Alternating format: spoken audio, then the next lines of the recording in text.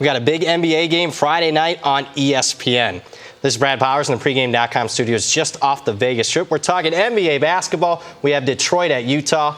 Fez, who do you like and why? I'm on the Utah Jazz. The spread is not yet out on this game, but if I can get them -9 or less, it's the Jazz. And it's all about the Jazz being healthy now. This is a team that's been banged up for most of the year. Now that everyone is back, there is no one on their injury report. This team is now elite, and we saw that on Tuesday night. They played the Cleveland Cavaliers. No problem, beat the Cavs by 9 points. Now, I got to be perfectly candid with you and the viewers watching this one. I'm a college football, college hoops guy. I got to deal with 350 teams.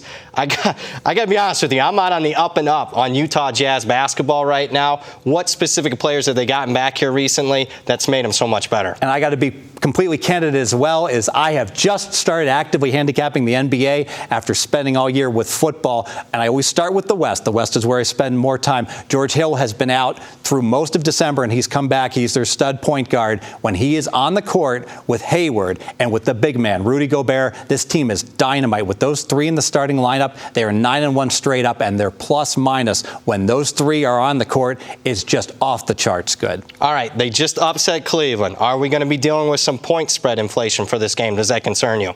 I think we are going to get a little bit of inflation, but it's okay because we're also getting confirmation that this team is indeed an elite team, the way they handled the Cavs. I also love the fact, if you look at the point spread in that game, it was Jazz plus 2.5. It closed Jazz pick'em. The really sharp money was on this Utah Jazz team. Confirmation that the pros really like this team now that they're 100% healthy. Fair enough. Your second main handicap. It's a terrible scheduling spot for the Detroit Pistons. They had to play Thursday at Golden State. Now they have to travel to altitude, and this is a wise guy secret handicapping situation. Whenever a team has to play back-to-back nights and the second game is at altitude, we always tend to look to go against that team. It's so hard when you're unrested to play against a rested team, either in Denver or in Utah.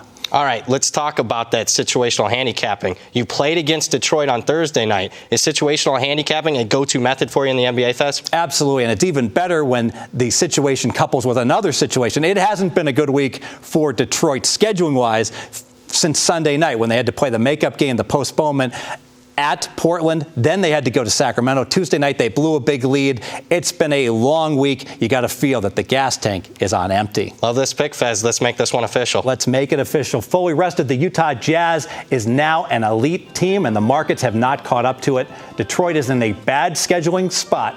Back-to-back nights, and they have to play in altitude against a rested Jazz team. The Fez math says Utah Jazz -9 or less. More videos at pregame.com.